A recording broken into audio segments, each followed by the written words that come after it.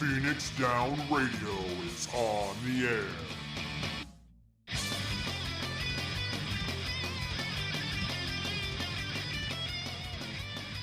Welcome, everybody, to Phoenix Down Radio, episode number 183. I'm your host, Klauss Nightbringer. We actually had a nice, flawless start for once, because I did my research ahead of time and made sure everything was working, like a good host is supposed to do, so go me. Joining me is my co-host, Seyrr. Seyrr, how have you been? It's been way too long. Oh, the world's still kind of a hellscape, but I'm holding up. That's always a positive. We're glad that you're still here with us, because, you know. I crafted an absurd amount of things and got some golden shiny tools out of it. And I'm now attempting to sell about 400 wooden lofts. He's going to be a millionaire eventually. I had a plan. There was a spreadsheet involved, and that means it was a good plan. Well, Seyrr, I mean, even if it was a bad plan and it had a spreadsheet, you would still call it a good plan because that's what you do. I don't know what you're talking about. Spreadsheets. I will ostensibly make about 10 million gil eventually. Yeah, so will I, if I log into the game. Details. What else have you been up to? Because I've been up to a lot, so... Yeah, usual shenanigans. A couple nights ago, I actually ended up derailing all of my plans to watch Spender got into a minimum level Ruby Weapon EX party with some folks from another stream who were attempting to blind progress it. It was like 2 full walkouts and change, and they did manage to take it down. Very cool. So now I have to buy Spender lunch tomorrow. Well, I mean, it could be worse. I mean, as long as you're taking him somewhere nice and not terribly expensive. He's picking the place. And like, I probably would have found an excuse to do it anyways, where I haven't seen him in person. I haven't seen him in over a year at this point. Oh, wow. So well, tell him I say hi. Yeah, I'll pass that on. But yeah, lots of random shenanigans, all sorts of fun stuff like that. Plus the inevitable work. What's new in your... Plus the inevitable work, huh? Yeah. Summer is getting closer. Summer camps are getting closer. My budget got approved, and I don't know how I feel about that. You feel like... Should I have asked for more? Yes. The answer is always yes. This gets into a whole thing about library budgeting that I don't think anyone wants to hear about right now. So let's hear how you've been doing. Well, as a lot of you know, I had a convention I was at 2 weeks ago. Wow, it's already been 2 weeks. That's crazy. Time doesn't mean anything anymore. I keep telling you this. The only reason I remembered it was 2 weeks ago is because we were supposed to have a podcast that weekend, but it wouldn't have worked out very well. But the convention was fun. Got to hang out with Nick Nar and a couple other friends there from my D&D group. One of them was my old college roommate, so that was a good time. It was his first D tour, so we had a lot of fun there. I picked up some really cool artwork, actually. A lot of artwork. This one booth was selling little 8.5 by 8.5 kind of chibi style, but a little bit different image pictures. And she had Final Fantasies 6, 7, 8, 9, 10, 12, and 14. So I had to pick up those. Nice. And I got those framed and put up on my wall. And then there was another place that was selling these larger print. I don't know if they were Jiggly prints or not. It was really nice, thick paper. Really vibrant inks on there. 2 of them are from Final Fantasy VII Remake. So one is is Cloud looking out at Midgar, and then the other one is the church scene.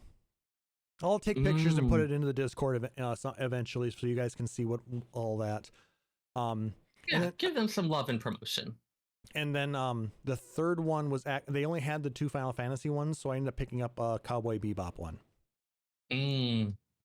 Ooh, I should send you that steamed hams, but it's Cowboy Bebop parody. Oh God. Steamed hams is having a resurgence. I couldn't tell you why. I'm just kind of riding this wave I've been now. seeing it too. I mean, it's been talked about. It was at convention. It was at. I've seen it all over social media. I do not understand what is going on with this cycle here. I am not attempting to get in its way. It will destroy all that it touches. But Phoenix Down Radio fully endorses the steamed hams meme. I think we can agree. Yeah. Phoenix Down Radio does not endorse the steaming of actual hams because I'm pretty sure you can't actually get them to a food safe temperature that way. Well, ham itself, if you're talking actual ham, is already cooked.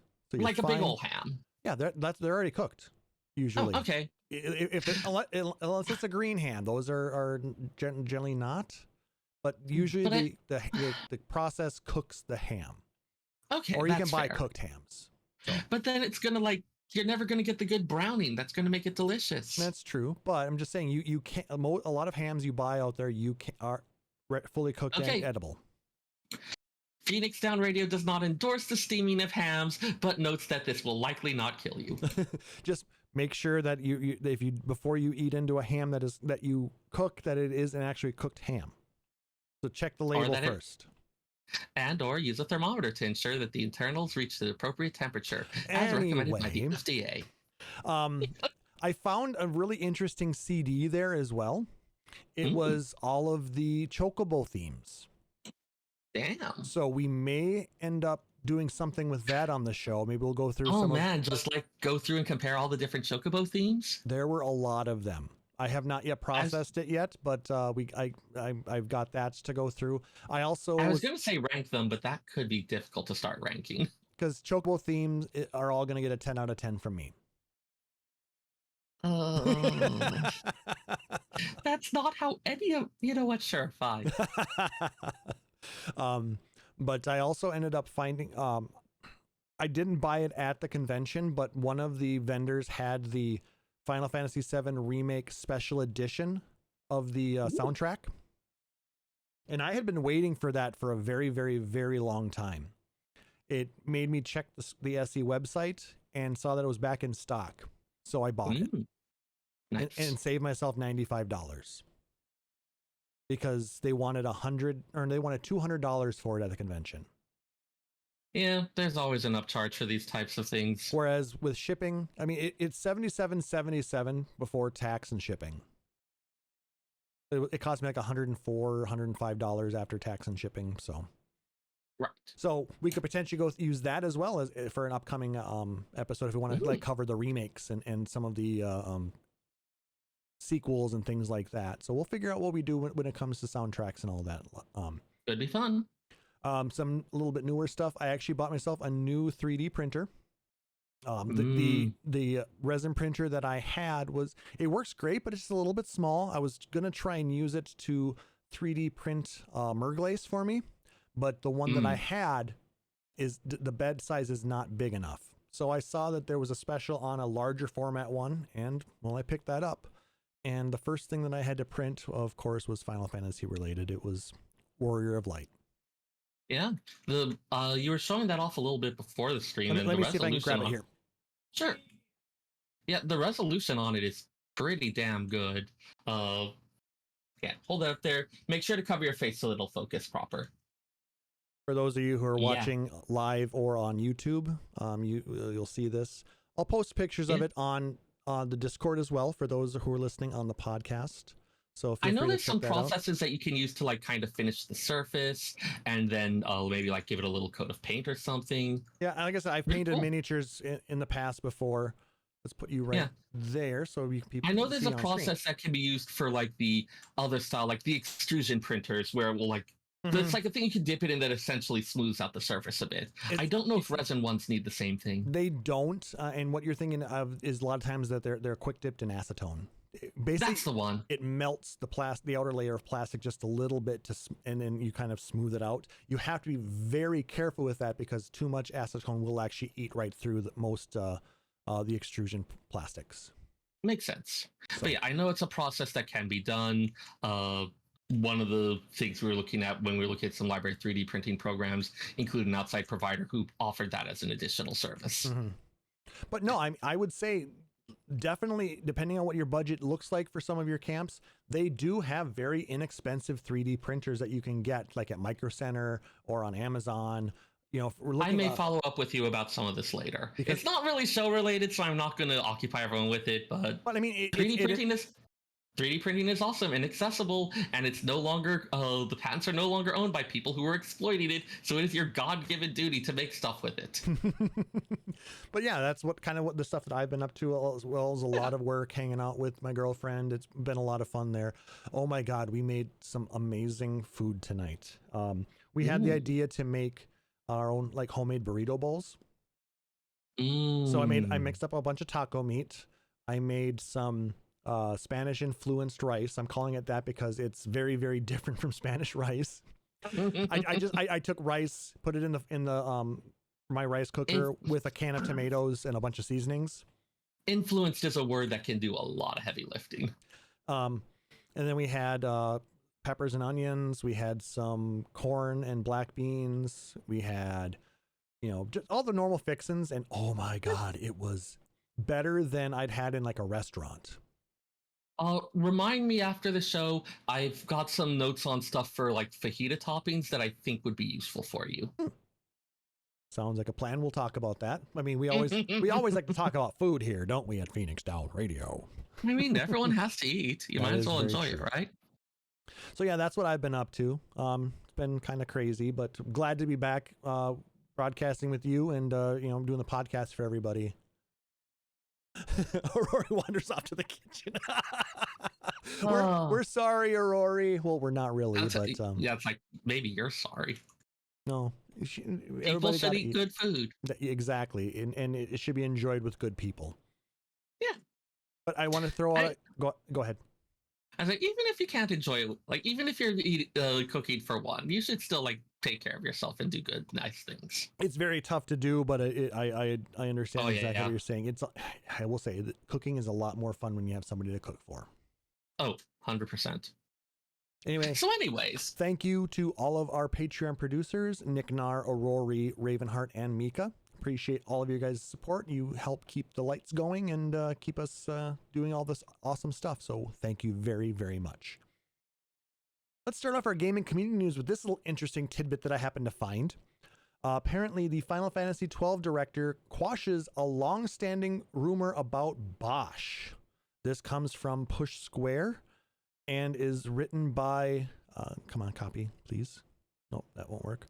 By Kale Adam. Let me copy the URL here.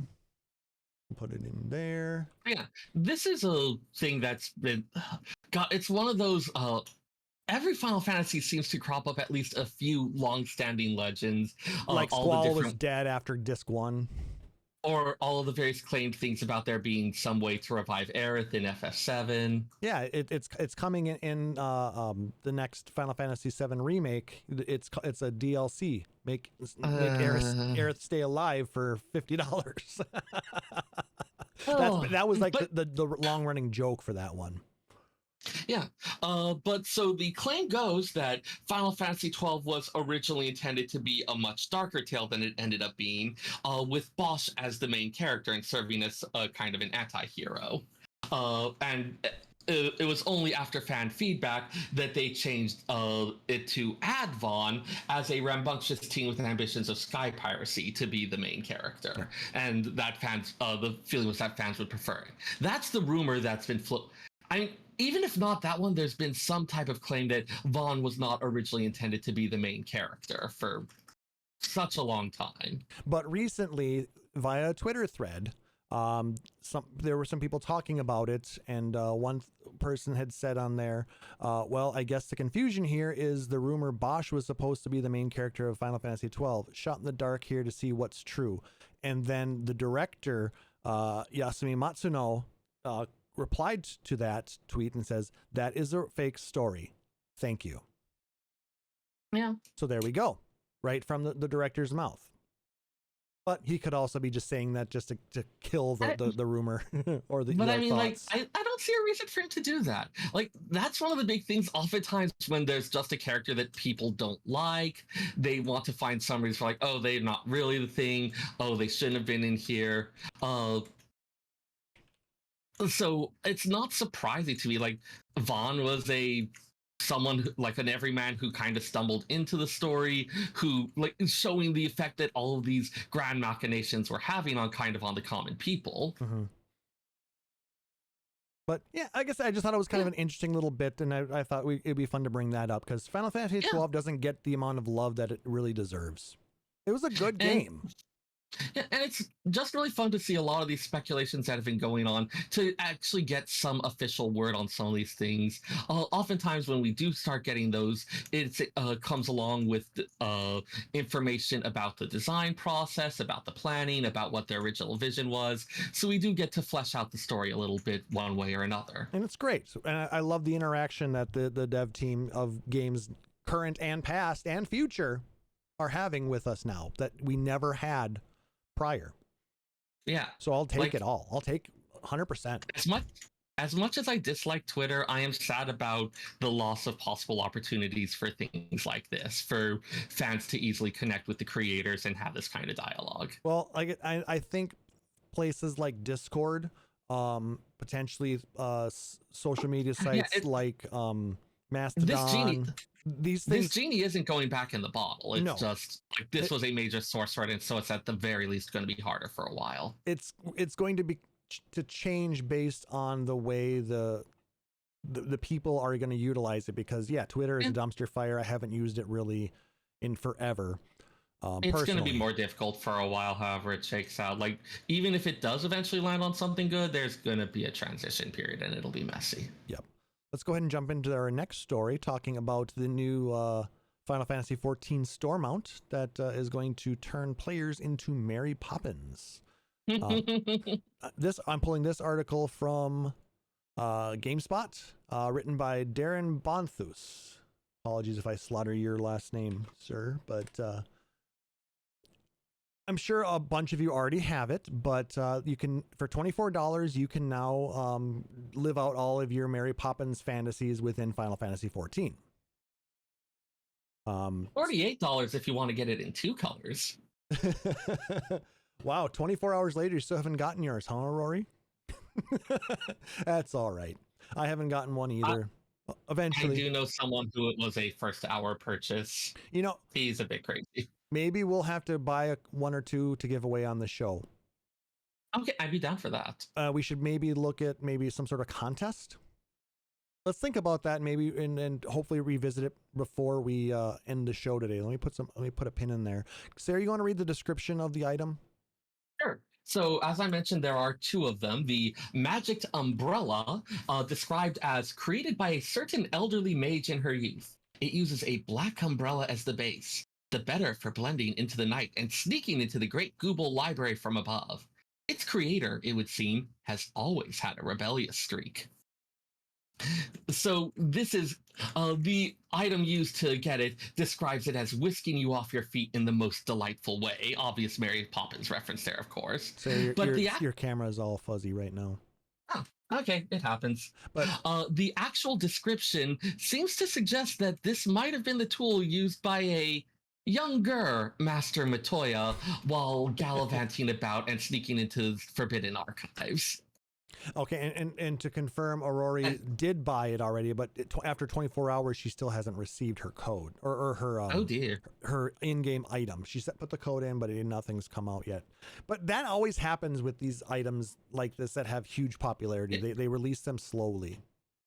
There was also a pink version of it, described as created by a certain elderly mage in her youth. Intending to sell them en masse to fund her research, she chose a pink parasol, popular in those days, as the base. Due to the need for considerable magical power and grip strength to use them, however, she experienced only modest success.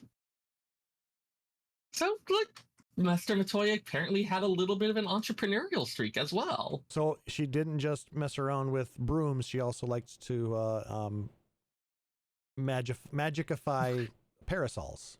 Man, can you imagine Master Matoya as a Mary Poppins type? No, she'd be the anti-Poppins. Yeah, I think something in my brain just broke there.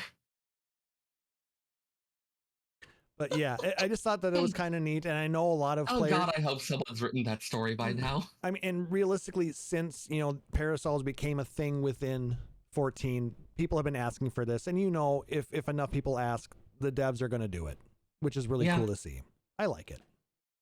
Oh yeah, 100%.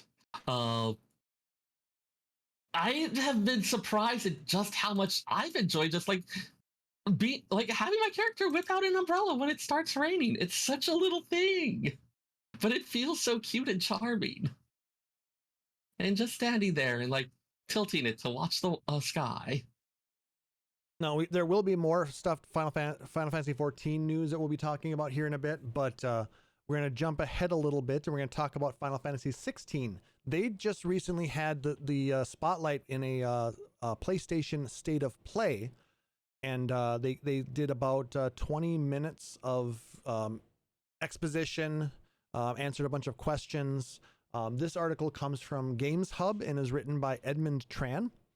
I'm also going to put the link to the VOD for the State of Play if you guys want to read this as well. Yeah, it's a fun watch. I'd give it a go. As we're getting closer and closer to an actual release date, we are starting to see that ever increasing trickle of information that I have been eagerly awaiting. 16 has gone gold, so it is in its final stage, and it is ready for print / put out to the online servers for download.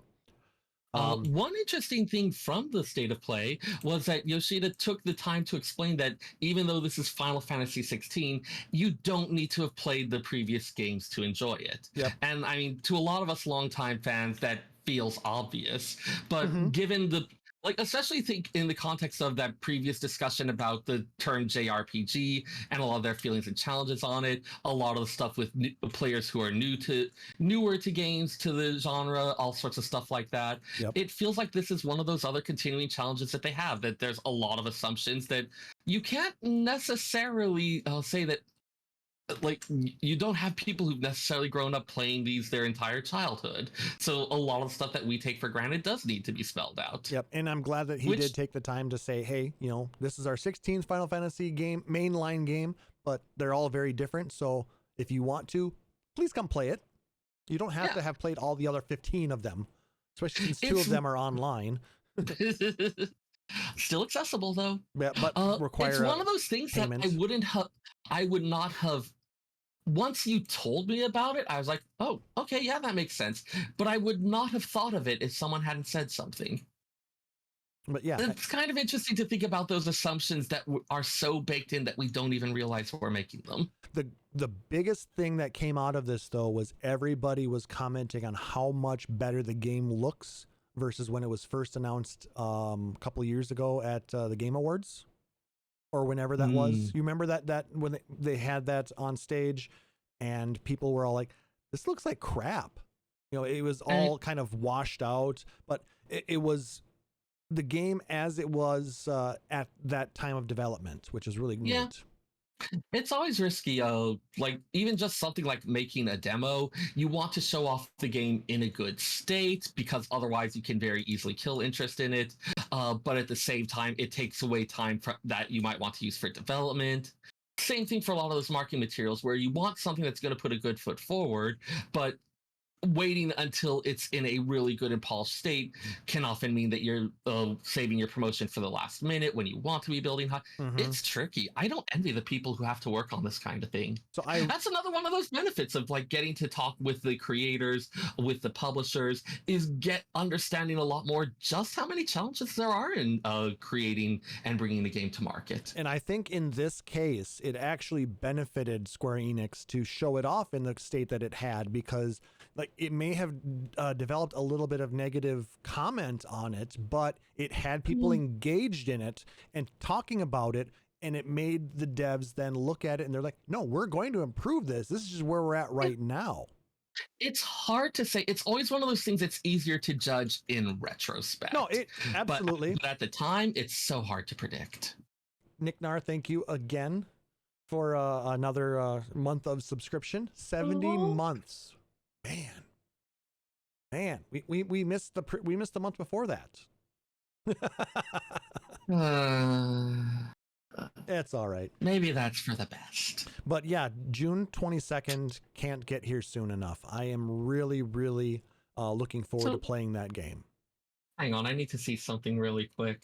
So Nick Nar's subscription is 70 months. So that's developmental milestones for a 6-year-old. Nick Nar's subscription will start showing more independence for its parents and family, start to think about the future, and understand more about its place in the world. This no sound like Nick Nar. No, Nick Nar's subscription. Nick Nar's subscription is also likely to want to be liked and accepted by its friends and pay more attention to friendships and teamwork. We can help support it by showing affection for it and recognizing its accomplishments, and helping it develop a sense of responsibility, such as asking it to help with household tasks like setting the table. Phoenix Star Radio does not endorse having subscriptions help with household tasks. Oh, I totally do. That sounds great. Yes, that definitely does not sound like Nick Nar. Even Nick Nar says that. Maybe Nick Nar's electronic child thing. I don't know what monstrosity I created here. You've just created something wholly evil, Seyrr. Hey. It's still young. It can still be molded. And now the internet is completely down for it, and we cannot undo it. Oh, you're welcome. Anyway, let's go ahead and jump into our discussion topic. We're gonna discuss the live letter from back in end of March, Live Letter 76. This is coming from Nova Crystallis, written up by Aaron Van Dyne. So thank you very much. We appreciate all your hard work on summarizing this for us, and thank you, Seyrr, for recondensing it a little bit so it's easier for us to go through. Yeah. Oh. So yeah. Go ahead. All right. So, of course, the main focus of the live letter was the upcoming patch 6.4. Title is The Dark Throne, and it's dated to be releasing in late May. At the time of this podcast recording, that's about a month away. Yeah, I would say we're probably about 3.5 weeks out. If I had to venture a guess, let me bring up my calendar, and I would bet that we're going to see it May 23rd. That is my guess. Oh, I am going to be right in the thick of it. Could also be the 30th, so we'll have to see. So one of those two Tuesdays. Lots of review of the upcoming content, both the stuff in 6.4 as well as the stuff that will be held off later to 6.45. We'll be starting, of course, with new MSQ, including new dungeon, the Ether Font. We had some nice visions of ice flows, polar bears, and Charlayan-style buildings. Yoshi P actually commented that polar bears tend to make him think of MMORPGs, possibly because of Ultima Online. Rip Sky Bear. From those who remember back in Heaven's Word, Sky Bear was a thing. The somewhat Arctic looking environment makes a lot of sense. We haven't seen as much of it since we've been limited largely to the city of Charlayan and the caverns underneath it. But the area that it's in, Airslant, is a very far north island. That's why you do get regular snow in Charlayan. So getting to explore some of those more Arctic environments seems like it would be really fun. Interesting. Yeah. We also have a new trial, the Voidcast Days, that will have the extreme version as well, of course. And it's no surprise at this point that will be the climactic confrontation against Golbez. So it's going to be part of the MSQ, hence the name The Dark Throne. Yep. In addition to the MSQ, we've got a new addition to Tataru's Grand Endeavor. It's really becoming a lot more clear that Tataru's Grand Endeavor is in part a way to check in on a lot of those older storylines, see how things went after we left. We got to see what the Four Lords had been up to, the Sky Pirates for the Shadows of Mach quest, and this one will give us a nice little coda for the Sorrow of Werlit quest line. So if you haven't done your weapon fights already, now's a really great time to get started on that. Because, yeah, it won't be available if you haven't done those, correct? Yeah. yeah, we'll get to see a little bit more of how Gaius Belsar, he's no longer Gaius Van Belsar. The Van is a title with a rank thing that he no longer has, but we'll get to see a bit more of what Gaius has been up to, along with the one remaining orphan. Yeah, I had occasion to revisit the weapons storyline. It got so much body horror. Anyways, but getting to see a little bit of how that's been developing, I'm kind of looking forward to going back to that nice little village area again. Yeah, this next one, the next piece is something that I've been looking forward to. I don't do the Savages anymore, but I am still interested in the 8-man, trials, or like the raids. So this one, the new Pandemonium is Anabasios. Anabasios, I think, would be good. The word anabasis is a really interesting one. The moment I saw that word, I was like, wait, this is familiar. Started going into etymological dictionaries and some historical references. Because I'm Seyrr, and that's what I do. I mean, yes, pretty much. The root word anabasis has this thing of like going or moving and up.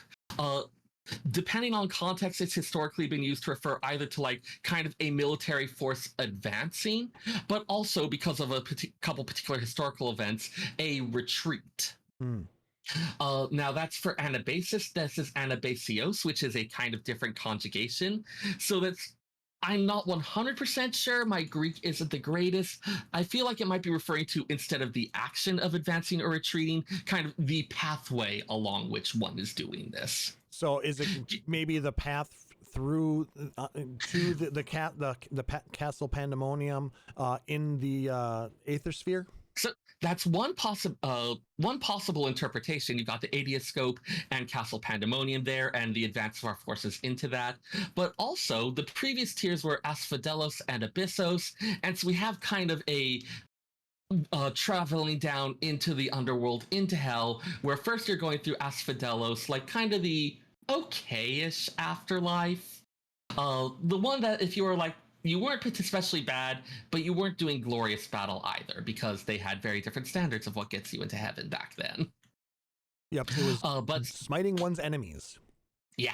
It's like if you were a good person who helped out the community, yeah, sure, you get to hang out in Asphodelos, but probably not Elysium for you. But so from Asphodelos down into Abyssos, into the abyss, into the deepest depths, and now we have this kind of like possibly retreat, the pathway out of hell. Maybe. So it could either be retreating out of the Abyssos, or it could be our advancing to Pandemonium in its current position. Or it could be something else ascending from the abyss. One wonders just what exactly is in that fortress within the live stream, and why exactly it's appeared now, and what might be coming forth from it. Not good. So yes, Let's as always, call it not good. I see a weird word, I start doing the analysis, because half the time they're, well, way more than half the time, most of the time, they're at least implying something about what's going on with it. Yep. Yeah, let's see you get this on LBR or Maelstrom Radio, huh? Well, unless Sarah's on that particular episode. But then we get a Unreal trial swap. It goes to Zervan. So we're going through all of the different... I finally got the hang of the Sophia one, too.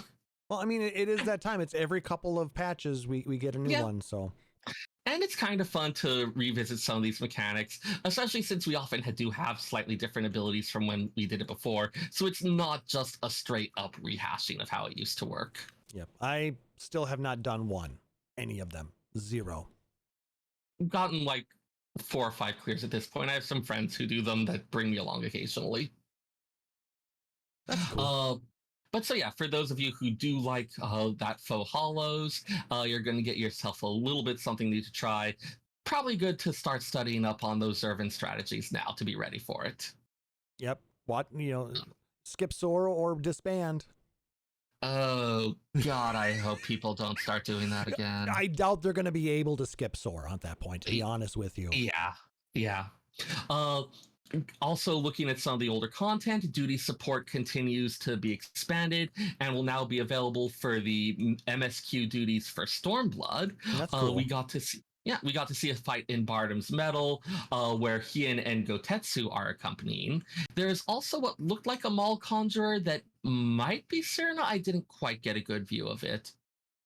So this is one that a lot of people were talking about. Is it even going to be possible to do? But I suppose they just had to write the AI for the characters enough to be able to follow the mechanics, and hopefully it'll teach a few other people how to do it. Yeah, I mean, like, we've seen other trials and other duty support things where our partners generally know how to do the mechanics. I always like the one for the 8-man Heidelin trial in Endwalker, where they will do them with varying levels of success. And Ishtola is the safest one to follow because she can actually see the ether of the attacks and always knows how to avoid it. Oh, is that how they're explaining it in game? Yes. But so, we've talked about it before, but I still always love with duty support when they're actually bringing in those NPCs. They get to add a little bit of characterization in how they perform mechanics. If it's someone like Alice, who's a bit more of a risk taker, if it's someone who tends to play it a little more safe. Yeah, she will die in the middle of a limit break. It's hilarious. Yeah, Alice goes at things full throttle. That's kind of how she is. It's great. But so yeah, plenty of other duties. Of course, I'll be interested to see who else we get to bring along for those. I will be deeply surprised if we don't get to have Lisa accompany us for Al Amigo. Oh, I'm sure we'll get plenty of that. Yeah.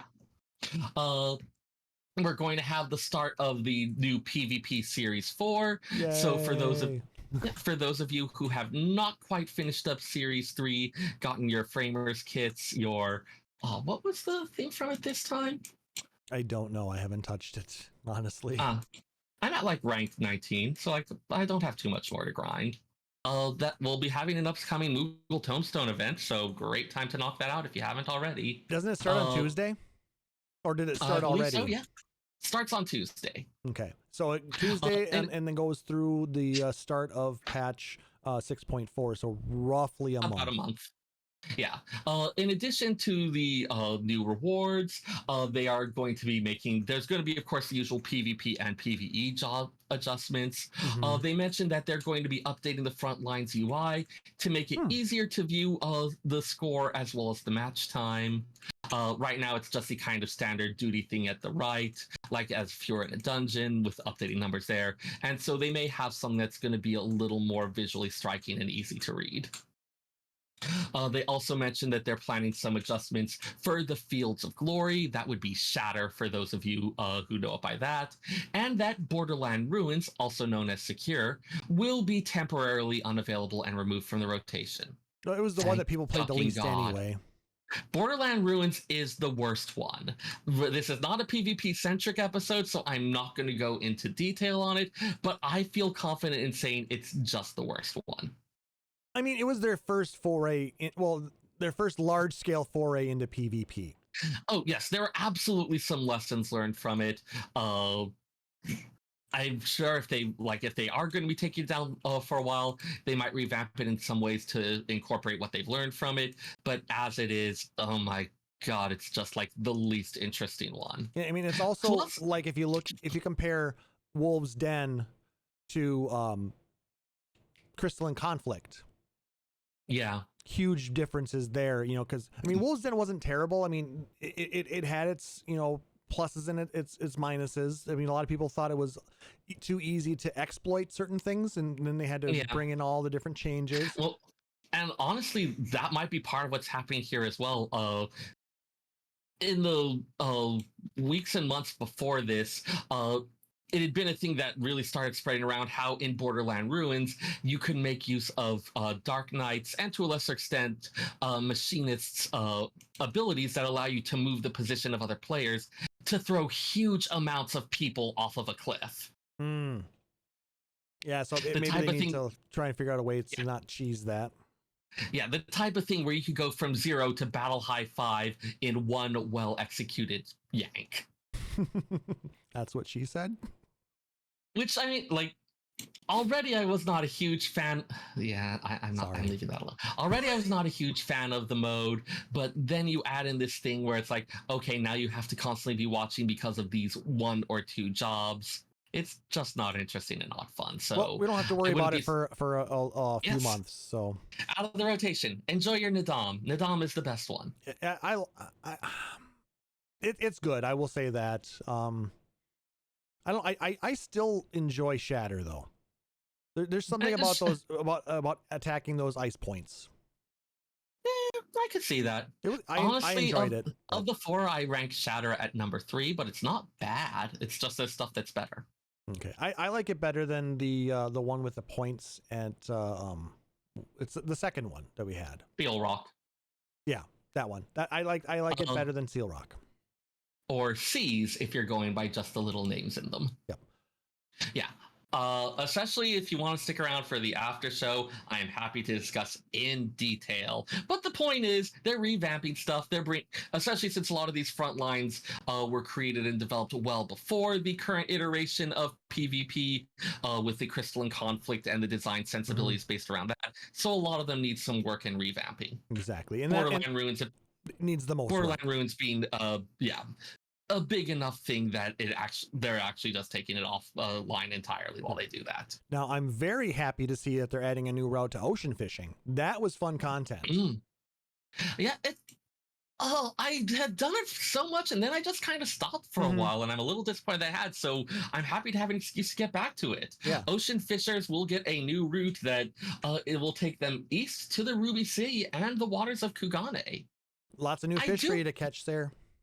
Yeah, I do wonder if that's going to be something that won't be available until you've got, just because it's such a to-do to travel there as part of the Stormblood story, that now just having, oh yeah, there's an ocean fishing boat that goes that way all the time, feels a little weird. I have a feeling that you're going to have to, you'll have to, be able to, if they're smart, they're going to have the route available in Kugane.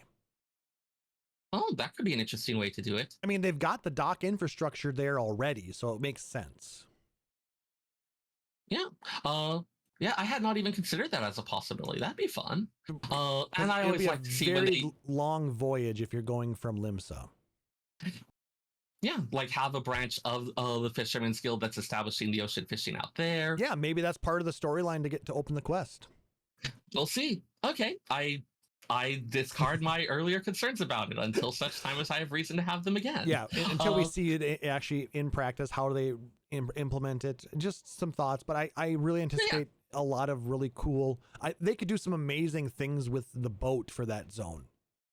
Yeah, getting to enjoy the new environment. God, the ocean fishing vibe is such a weird but fun vibe.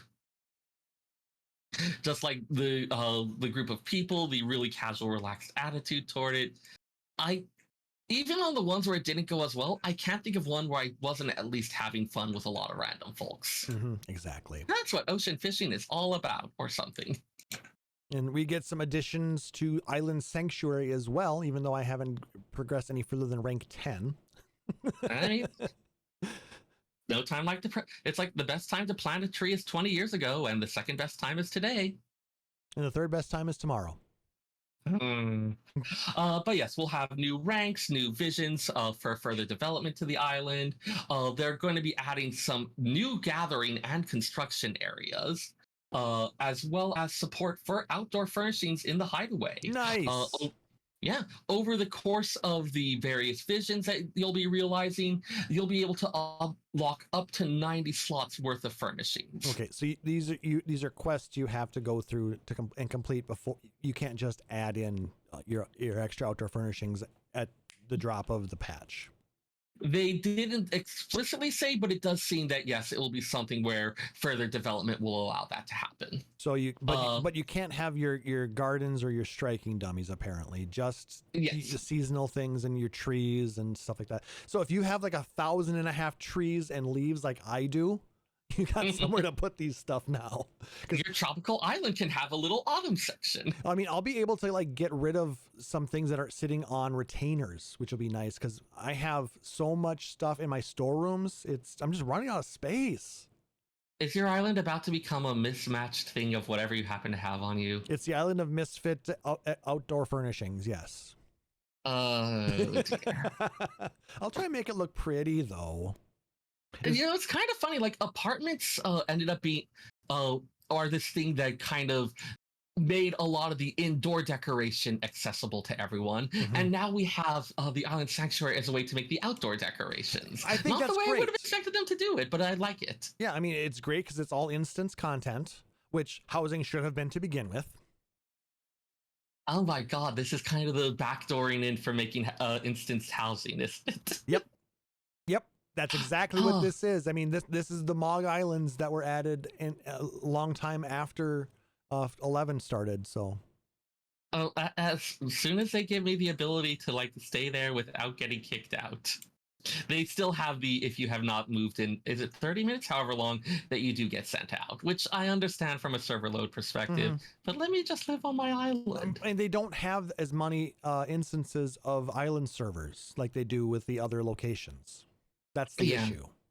Understandably, I mean, like if you have them, giving more space for the battle content really does make a lot of sense. Yep, and that's why when you log out of the game, you're kicked out of any instance server because they're meant to be temporarily held there. Your character's not supposed to be kept there. But set yourself up like a beach chair, because there is a beach chair outdoor furnishing. Oh my god, that's going to look so much better there than anywhere else. Oh man, I'm going to set up a tiki bar. Ooh, that could be fun. We're all going to Seyrr's place. Dude, add a cocktail shaker to my culinarian loadout and I am so set. They've got the emote and everything. The guy at the Beehive is doing it all the time. Well, there you go. The next time that there's a furnishing competition, you should put in a barware set. I'm just going to submit it a thing for suggested for adding the shaker thing as an emote, and it'll follow from there. I can't draw furnishings. I'm going to leave that to someone who's better at it. I'll just lay the groundwork. Make them Moogle themed, and then it'll win. But I don't want a Moogle themed one. Can't I have something slightly tasteful, possibly in mahogany or cherry wood? A mahogany bar shaker or a drink shaker? Oh no, I meant the bar. No, I'm talking about the barware set still. Oh, okay. Like something Moogle could work. Moogle or Carbuncle or Cactuar, just like the little cap has a little palm thing sticking up from Exactly. That'd be cute. Anyways, so yes, Island Sanctuary. For those who really like the housing and crafting and like the more roleplay side focused things, gonna have a bit more for you there. Realistically, that's where I'm kind of finding myself nowadays. I'm enjoying the more casual stuff and just the fun day-to-day things. I'm doing less and less of the battle content. Well, if I'm even getting into the game to begin with, to be honest with you. I've been doing a bit more of the battle content, so I guess stuff just shifts. Life is weird. And it all depends on how much time you have with it as well, because I used to be able to invest 2 hours a day, no problem, and keep up with the game and content. I mean, I was consistently leveling everything up to level 90. I think I have just like a small sliver left on Monk, and I haven't touched it in 4 or 5 months. And on the reverse side of things, I've got a set of friends who do this stuff more regularly now and encourage me to come along, so I have more of an impetus to actually do it. Life is weird. Yeah, whereas if my girlfriend were playing 14, we'd both be playing it right now, I'm sure. There we go. But she's not an MMO player, and she's not into JRPGs. As much as I'm not pushing her either, because I don't want to do that. Good move. I'm just enjoying the time with her right now, and that's the important part. So that's the way to do it. They mentioned some other smaller adjustments for 6.4. Let's get back into the game, huh? Yes. The thing we're all here to discuss. New tier Valigan tombstones. They're tombstones of comedy now. So are tragedy the next ones? Ooh. I mean, we have history like a long time ago, didn't we? So I mean, like we've practically got the Shakespearean triad covered here. Yeah, history, comedy, then tragedy. Yeah. They will be increasing the maximum number of gear sets to 100. That will not require any type of special unlock, but will be available to all players who can make gear sets immediately upon login. Nice. Now, are we going to get any more glamour sets? That's a little more involved. I'm sure they're continuing to work on it, but no word on that at this stage. I mean, we've got 20, which is very helpful, but I mean, yeah, it's better than it was. Having the glamour dresser hold more has actually been better for me, because for individual stuff I can just apply the glamour plates for being able to do stuff in the field rapidly. That's been the more I would rather more slots than more plates, but I would rather both. And they're working on it. I think the next thing they're going to need to work on is have those glamour plates applied in more locations. I think they should look into potentially getting it to apply anywhere that is considered a sanctuary. Yeah. I know this came up. I forget if it came up here or where it came up, but one of the things they talked about with having glamour dressers as a furnishing item for player housing was that there was an issue with it that if misdone would potentially crash not a particular player's thing, but could take down an entire server. I suppose because it's instanced housing type of stuff. No, it's unclear what it is, but apparently involved if one person was using the glamour dresser and then someone else removed the furnishing. Oh. This apparently started something or another that led to the entire server crashing. Well, what they could theoretically do then is lock it in place. I don't know. I mean, having a furnishing that gets locked in place could start end up with all these potential race conditions if someone's doing something and someone else is trying to move it, which thing takes priority. It's such a fucking mess. I mean, the big worry there would be not necessarily that it would happen by accident, but that if it could be happen with sufficient practice and timing, someone might start doing it on purpose. Yeah. So, I mean, and I guess that makes sense. We don't want to endanger the character data or servers. So something that they would love to do, but it's gonna require an unknown amount of work to make it happen if it can happen. So it's something that if they figure it out, they'll implement it, but they're not going to spend a ton of time working on it. I don't even know what their workflow for it looks like. It's more of a they would love to if they can. They don't know if they can. Investigations are ongoing. But yeah, speaking of which, we are going to have some other glamour-related updates. The fashion accessories such as glasses and wings will now be visible even while in battle. Ooh. So for those of you like me who always need to be wearing a pair of glasses. Or sunglasses, like my character. They did note it's battle in the overworld. That's not available set yet for instance areas. Or I wouldn't dungeons. be surprised if that's... Yeah. I wouldn't be surprised, or dungeons, yeah. I'm not sure if that's something I think that's something they're going to be continuing to work on, but they are expanding the places where it will be available. As well, don't forget the UI adjustments as well. Yeah, I'm getting there. Okay. They also mentioned for the glamour, easier access to stored items when you're glamoring. So rather than having to get out items as much from various things, you may be able to access them a bit more easily. We'll get more details on that later on. You know what the pet glamours for scholars that potentially being able to access things more easily like that. I was worried you were going to bring this up the moment I wrote this down in the notes. Yes, it gets us one step closer to being able to... It is your goddamn white whale. But hey, if it gets us a step closer to being able to craft from our retainers' inventories, I mean, that's going to be huge for a lot of people, and don't deny it, Mr. I love to play crafting in this game. So anyways, that's him saying I'm not wrong. I am not throwing any further sparks onto this powder keg right now. Still feels indicated. And they did also mention UI adjustments, including having job icons display in chat logs and on nameplates, so making it a lot easier to tell for instance, in battle, which job a particular person is, who's speaking. I do know oftentimes, especially in a lot of the like party finder groups and things like that, I end up being like not as the character, anybody like, oh, the paladin mentioned this, oh, the dancer needs this thing, stuff like that. Gotcha.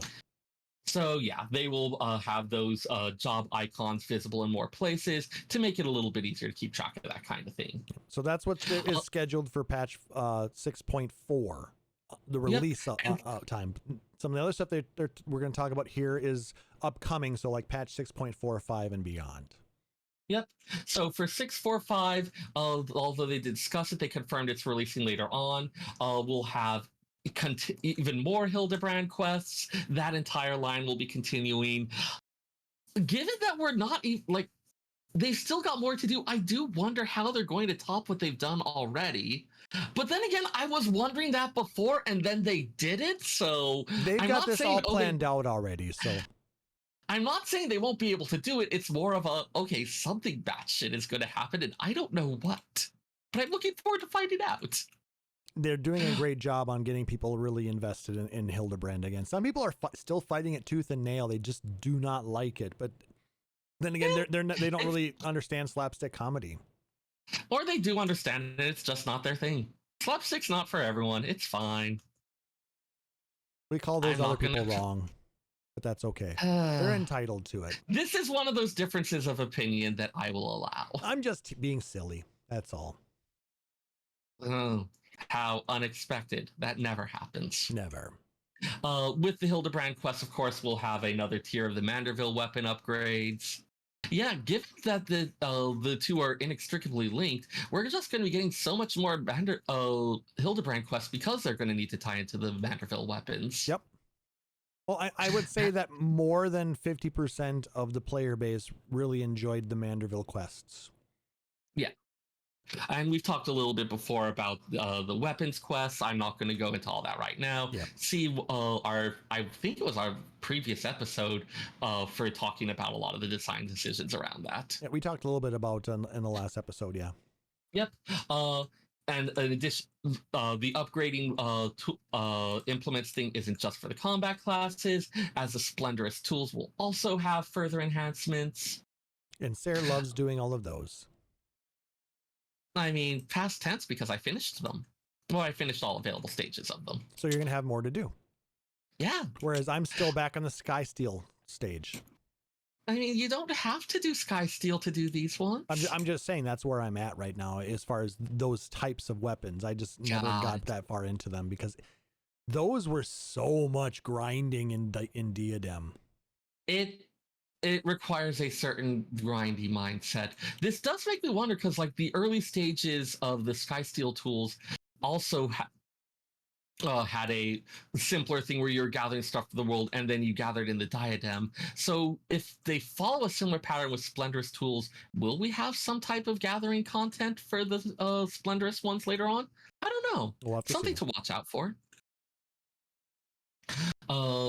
We have information about the new variant Criterion dungeon, Mount Rokon, which seems to be a Kugane-styled location. I know a lot of people, myself included, were expecting that we were going to get something for each of the city-states. And not just jump right into the Far East. Well, I mean, it was kind of the same thing like with Myths of the Realm, where we had like, okay, here's the Ul'dah music and the theming and all that for the final song, and so we're expecting for the others, and so getting the Dedicated to Moonlight, while an absolute bop, and I regret nothing about it, was not what had been initially expected. And kind of same thing here. Like, I think there's always the expectation like, oh, if they do something with one of the starter cities, they'll do stuff with all of them before. And no, they're not necessarily considering themselves bound to that. I think they will go ahead and fill those in at some point, just because like there are, but they're not necessarily going to say, okay, well, we have to keep it balanced between all the city-states immediately. Though, if you think about it, the initial Deep Dungeon had a big thing with the Gridanian area. Oh, yeah. So we did get a deep exploration there, but, you know, and now using, you know, the Criterion Dungeon to explore the Sil'Di area. What would that be in the Limsa area or Vilbrand? I don't know. I mean, because the only thing I can think of would be like Ogomoro. Or possibly some more stuff out in the Seatalese Islands, because those, although they're separate islands, have always been done as like sort of part of the Vilbrand Nim. area. A deeper dive on Nim. Deeper dive on Nim. The other thing is, there's an entire north side to the island that it's been discussed. It's mostly something that we just haven't really dealt much with, and who knows what the hell might be over there. So yeah, we could get something. All the stuff we've done is pretty much on the southern side of the island. Interesting thinking. Oh. So yeah, but for the moment, we're going to be heading to Mount Rokon. It will have, again, a variant, Criterion and Criterion Savage version. So the story-based one with the multiple routes, as well as harder versions for those who enjoy the challenge, and the various unique rewards that you can get from that. And still remaining 4-person content? Still 4-person content, which is also one that's nicely accessible for people. As someone who, for various reasons, has had struggles with being able to do 8-person stuff, oftentimes just logistical more than anything else, having a thing that I can do with 3 of my good friends has worked out really, really well. Yeah. They did note that you will not be required to have cleared the Sildis subterrane in order to do Mount Rokon. It's nice that they're keeping these separated. Yeah, the framing device just seems to involve gleaners who are looking for more information and research on these things. So yeah, it makes sense they wouldn't necessarily lock the one behind the other. You'll just have new people showing up with new requests for information. There you go. Yeah. They also mentioned one that I feel like is bearing the lead to save it for last, given how much clamoring I've heard about it over the literally years. But 645 will also include a Blue Mage level cap increase from level 70 to level 80. All the various things that you would expect with that, of course. New spells, new Blue Mage exclusive gear, new masked carnival fights, almost certainly new achievements for doing I guess it would be the Shadowbringers content with all Blue Mage teams. New mount, potentially. Yeah, all of that fun stuff. Man, like there's been so much work done to like plan and optimize based around a given one that I'm just it's almost like practically a Cambrian explosion of people who've been waiting for this for so long. I'm really excited to see what they do with it. What I'm excited for is them bringing in another limited job. That one there's no news on yet, though of course we do have FanFest coming up, so keep those eyes peeled. Yep. And there's going to be a lot of information given at FanFest. We might get a release as to what the new expansion is going to be. Oh, we're almost certainly going to get the name of it. Generally, they do give the name of the first one. They start bringing out those details.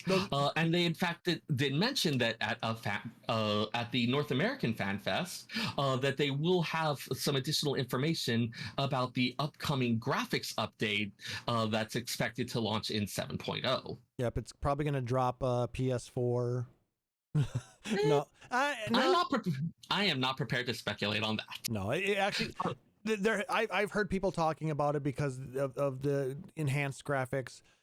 What I'm betting is there's going to be like a performance mode and a graphics mode, type of thing. Because I know there's a lot of games, like when you look at the PS4 Pro, when they increased the specs on that, allowing for potential 4K gaming to be had on the PlayStation. They had different modes that you could switch back and forth between. You could either get all the frames or you could get all the graphics. But it's possible they might have 2 different modes at that point, where you've got your standard mode, and maybe 7.0 is going to introduce ray tracing. Maybe. We will. We've got plenty of time to speculate, because it's not until July's North American Fan Festival that we'll actually get the details. But they did want to let us know that is coming up. Yep. So, and they just to show that they have been working on the expansion, that they haven't all been sitting working on Final Fantasy XVI.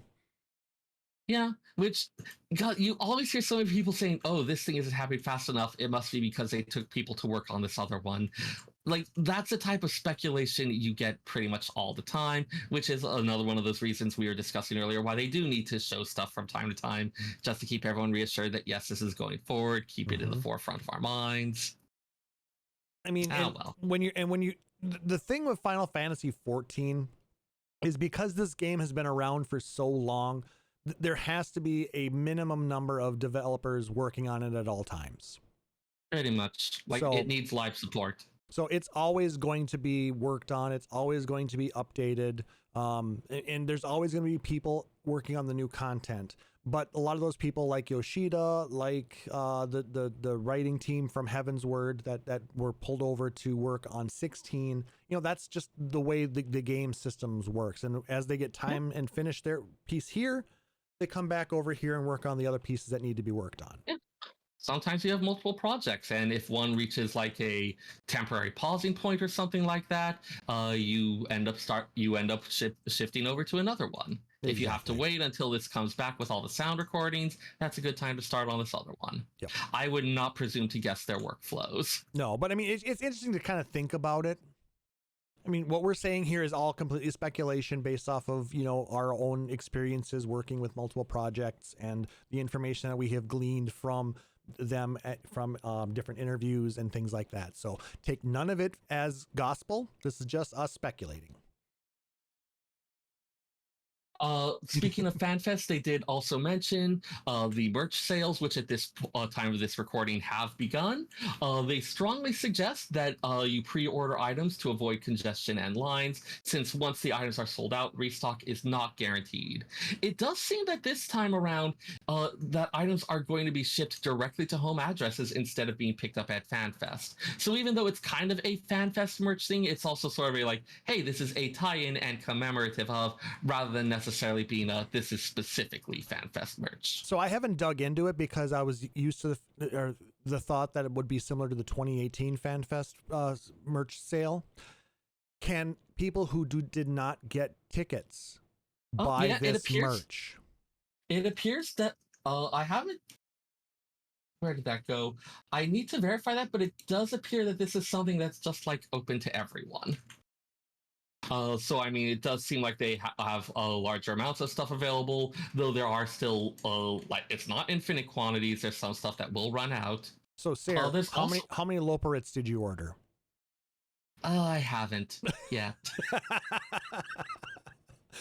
I've been thinking about it. I do need some more decorations around here. I mean, it is kind of cute and fuzzy. Rory ordered it, so you better get on that. Oh, I can't let Aurori show me up. Actually, I'm fine if Aurori shows me up. You go, girl. But yeah, like the actual merch selection, it's got a pretty wide variety this year. I saw all sorts of figurines and plush in addition to those Loporits.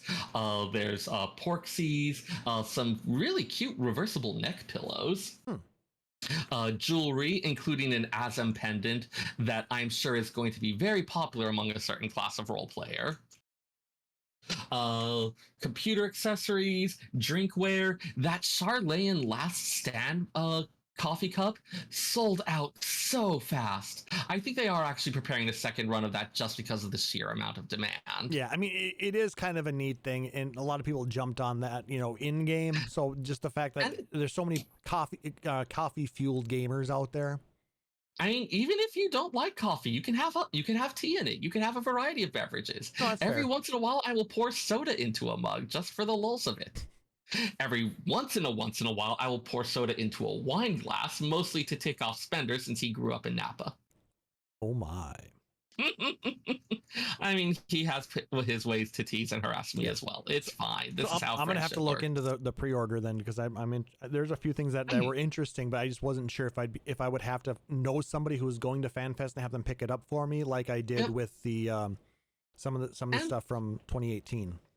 I even saw, although it's under a slightly different name because North American audiences might not recognize it as much, though given the sheer number of weebs in the fandom, I think but they actually had washi tape in there with Final Fantasy designs.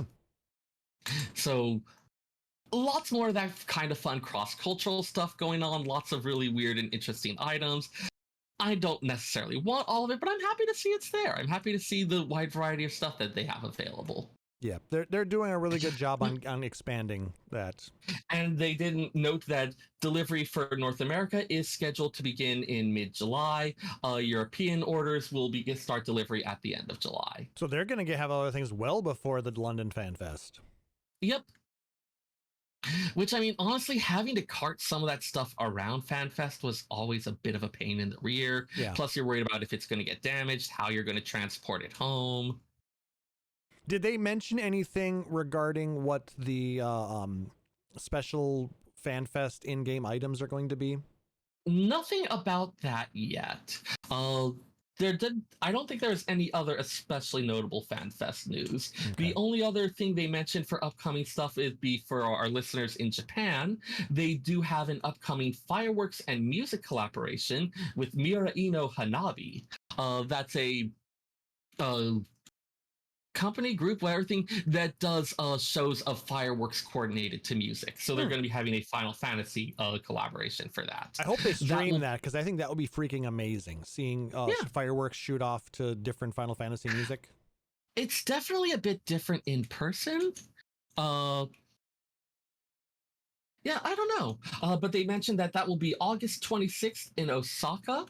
Details will be forthcoming. Let's get in touch with Marvelous, and we should all fly to Osaka, and we should go see that.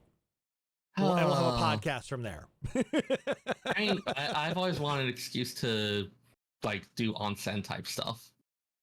You won't be able to do onsen stuff with me. Yeah, no, I know. You goddamn Yakuza. We'll have to get a private one. I mean, because it's still good there, but like I said, the public ones you're not able to go to. Yeah. You bloody Yakuza. Hi.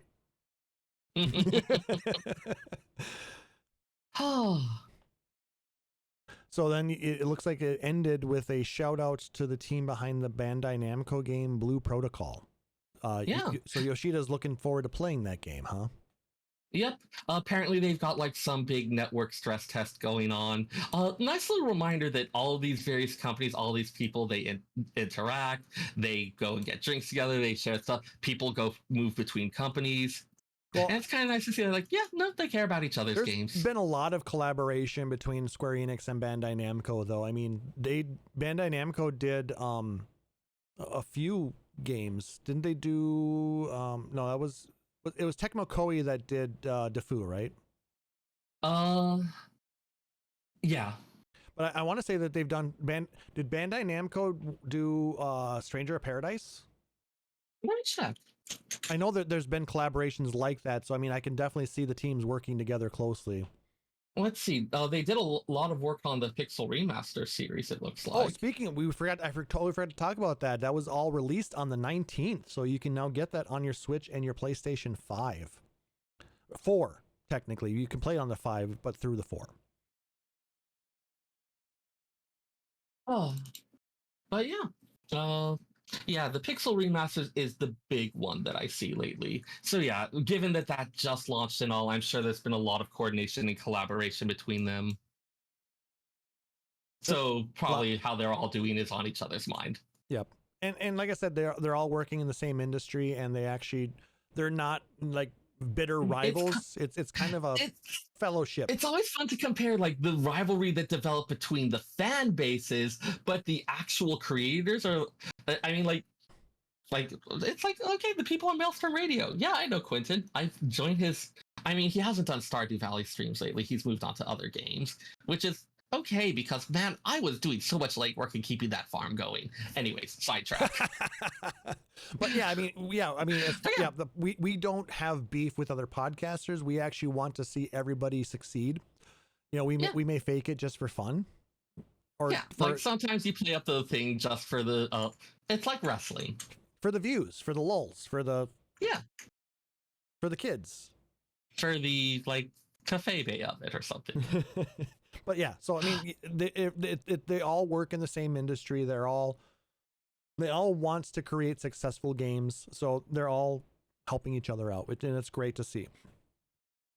For the most part. Oh, but yeah, kind of nice for him to have his little shout out there to fellow folks in the industry.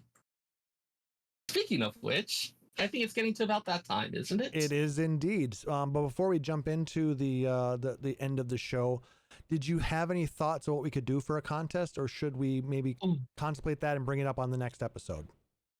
Let's bounce that around. Like, part of it, of course, I want to make sure, like, I don't want people to have to jump through too many hoops. I just want to give them stuff. Yeah, I mean, we do like the interaction as well. So, I mean, that's why contests are fun. Let's do this. I'm going to open it up to those of you listening to us, the podcast today. If you have any ideas for what we could do for a contest, and I will legitimately go through all of them, and Sarah and I will discuss and choose the best one if we can't come up with one on our own. So please. No, we cannot have a being named Nicknar contest. That doesn't work for all sorts of reasons. Well, he's not named Nicknar. That's the problem. I mean, that's one of the problems. Yes, he's nicknamed Nicknar. Anyway. If I knew where you were, I would come over and set you on fire. I'm in my basement. Come on, bruh. Oh, okay. See you in like 13 hours. But anyway, if you have an idea, you can email us at podcast@phoenixstarradio.com or jump in the Discord. By all means, we've got some room PDR show channels that you can jump into. Or we can jump in any of the chat rooms, actually. Just say, hey, I've got an idea for your contest in the lobby, and we'll listen to it. Or you can direct message Sarah or myself, and we'll get that to you. Or like I said, email it, whatever. Tweet at us. If you tweet at us, I will see that you sent a message to us, so I'll be able to get it that way. But let us know if you have any thoughts or ideas. We really want to hear those, because sometimes thinking is hard. Yeah. There's so much of it. But we'll just go ahead and we'll figure that out, and then we'll hopefully have something for the next episode on May 6th. God, May already. It's fun to give stuff to folks. Oh, I'm more like it's May already. Holy crap. Yep. Or it will be in a week, a little over a week. So yeah, I guess with that's going to go ahead and do it for this episode, guys. If you liked what you heard, please make sure to like, subscribe, or follow us on Apple Podcasts, Stitcher, Spotify, or whatever your preferred podcatcher is. And if possible, leave us a rating and review. It helps other people to find our show and lets us know how we're doing. If you really dig the show, you can consider subscribing to us here at twitch.tv/PhoenixDownRadio, where we try and do this live every other Saturday night at, what time is it? 8 o'clock Eastern, 5 o'clock Pacific now? Yep. I think is the time we're doing it. Time is irrelevant, and I forget everything anyway, so. something hellscape in which we now live. Something like that. I'm going to try and avoid using the word hellscape as much as possible. Sarah's been using it quite a bit. Hexscape. Oh, it's not Twilight Realm. Yeah. Oh, whatever. Anyway. Twilight Realm works because then you can start referencing the Gotterdammerung. As long as you don't reference those evil Twilight movies. Ugh, no. Bite your tongue, sir. I can't. Then I can't talk. And it's hard to do a podcast without a tongue. Anyway. Moving on. So if you support us here at Twitch, you'll get access to a number of subscriber-only emotes and badges. But if you really want to support us, you can go to patreon.com/PhoenixDownRadio, like our benevolent overlord, Aurori Fenrir, or our secret of Nevermore Ravenheart. You can access that by going to patreon.com/PhoenixDownRadio. We've also been releasing the podcast early there. So if you guys wanted to get a couple days extra access to it, if you missed it live, you can go there and we write everything up for you and you get access to it. Like Sunday at midnight, I think, is when it goes available to all our patrons. But anyway, all of those proceeds go towards growing the show, cover hosting costs, allow us to improve and upgrade equipment, as well as run contests, which is what we're going to try and do for you guys here soon. So, but any kind Let us give you money. Give us money so we can give you stuff. I think that's fair, right? We get money, you get stuff. I am now trying to do way too much economic analysis of this. Yes, sure, that works. Anyway. Don't overthink it. Anyway, any kind of support, it doesn't have to be monetary. Likes, emails, tweets, follows, subs, whatever. we love interacting with you guys. We do this podcast for you guys, and we want to have a lot of fun doing it. So the more you guys interact with us, the more fun we have. If you want to catch up on our backlog of episodes, you can go out to our website, phoenixstarradio.com. And like I said, if you have any suggestions for what we can do for our umbrella giveaway contest, or just want to say hi, you can email us, podcast@phoenixstarradio.com. Like I said, we go live every other Saturday night here at twitch.tv/PhoenixDownRadio, and we put the VODs up on youtube.com/PhoenixDownRadio. So feel free to check out all those back episodes if you want to see all the shenanigans versus just hearing them. Seyrr, any shout outs? We have a lot of on-camera shenanigans. You should see them. They're great. Mm-hmm. Some good stuff. I washed my hair so I would look nice today. I tried to look good for you, stream. I tried to look good for you. Validate me. Okay, I'm clearly going through some stuff right now, but I'll go ahead and give a shout out to Grinding Gear. Those are the streamers that I was mentioning earlier, where Spender joined in the Ruby Weapon thing and Ruby Weapon runs, and we just had a really fun time of it. Great stream from you guys. Absurdly gorgeous FC house. I don't know who's doing your decorating, but I have so many notes on things I want to steal from it. Nice. Yeah, I noticed. Yeah, so we were talking a little earlier about that. I've noticed I have started keeping lists of houses down to like the ward, plot, all of that, for places with things that I want to steal. Nice. People have come up with some insanely clever stuff. It's amazing. It is. The player base is astounding in this game. The things that they've done to make housing just the phenomenal thing that it is, and the fact that the devs haven't gone through and been like, you guys are doing things that we didn't want you to do, don't do that. They're like, pretty much cool, the only time let's fix it so you can keep doing it better. Pretty much the only time they've actually intervened where it was something where it's like, okay, this thing you were doing actually ends up consuming massive amounts of server resources and causes crashes, so we're taking away this thing.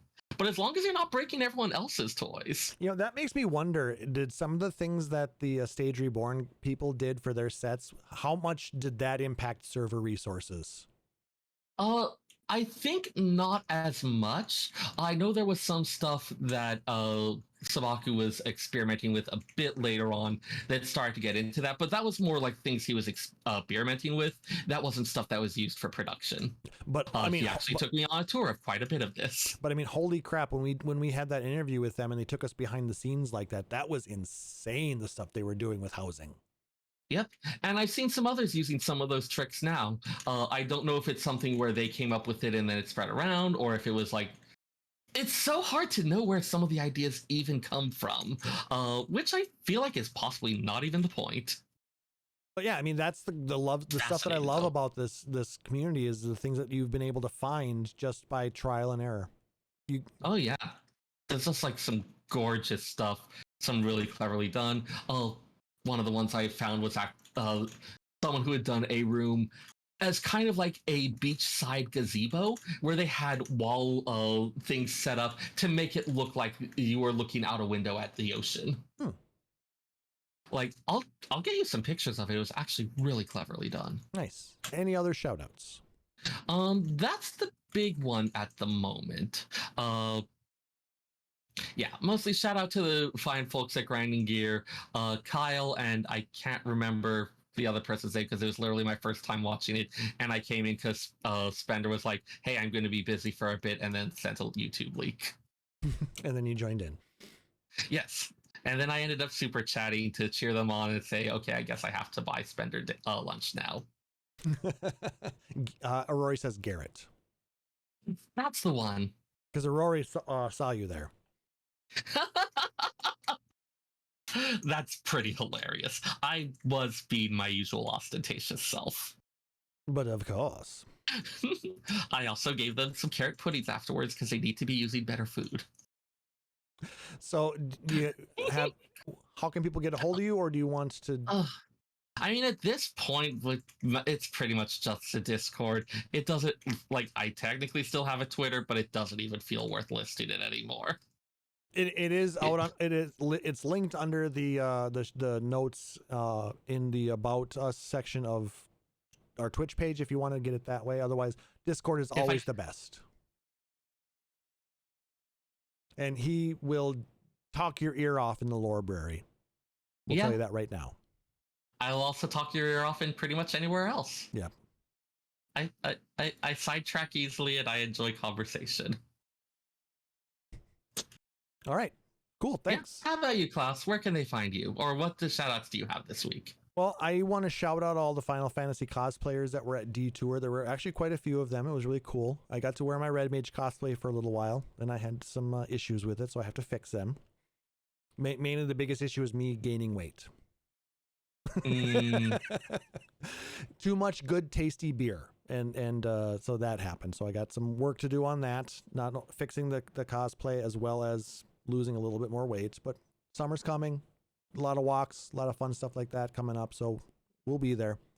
And shout out to you for being an amazing co-host. I always love that. Shout out to everybody who's watching us live here at Twitch. I really appreciate your guys' input, your comments. We love, reading through what you guys do say out there and, interacting. It's why we do the show live. I mean, if Sarah and I were just doing this podcast like everybody else did, recording it offline and then putting it up someday, it wouldn't be nearly as much interaction or fun. The banter that we get from you guys, it's like you guys are another co-host. So thank you for that. We really appreciate that. And if you're listening to the podcast and you want to be a part of that, please follow us on Twitch at twitch.tv/Phoenix Down Radio and join us when we go live. And I promise you'll have a good time. And like I said, you can find me on the Discord. Let me link that here in the chat. It's also on the website, discord.gg/FJAW3K I don't know if you have all the capital letters or not, but that's what the link that they gave us. If we can get enough Discord supporters, we could potentially get our own Glamour URL for that. So maybe that'll work. If you have Discord Nitro and have some server boosts to give, and you're not giving them anywhere else, maybe consider Phoenix Down Radio's Discord as a possible for that, and we can. It's a tangible expression of your love. It is, and we don't get any monetary benefit out of it. The only thing that happens is we get more access to more things in our server. So, I personally think it's worth it.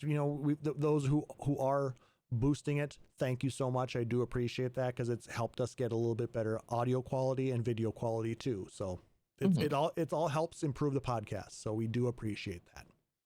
Yeah. So for my co-host Seyrr Tamono, I am Klauss Nightbringer, wishing everybody a wonderful evening. Thank you so much for joining us, and we'll catch you on the next one. Take care. Phoenix Down Radio is a production of PhoenixDownRadio.com and Illusion Productions. Final Fantasy XIV and Eorzea are trademarks of Square Enix. In-game content for Phoenix Down Radio is a copyright of Square Enix. Opening music for Phoenix Down Radio is provided by Guilty Gear Rock You. Check out the Metal Chocobo theme cover and many other music videos at youtube.com/Guilty Gear Rock You. Closing music for this episode is provided by Guitar Wanker 90. Please check out their full version of Matoya's Cave and other rock video game covers at youtube.com/Guitar Wanker 90. The views and opinions expressed in this episode are those of Phoenix Down Radio and its hosts and do not reflect the views of Square Enix.